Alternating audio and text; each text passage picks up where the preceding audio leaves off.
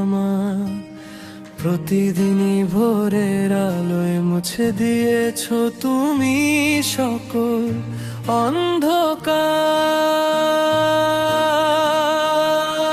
দয়া করো তুমি, দয়া করো না, তুমি ছাড়া কেউ নাই মালিক রব্বানা।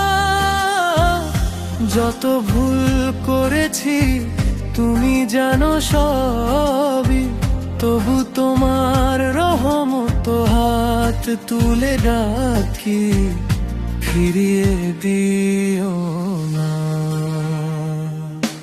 দয়া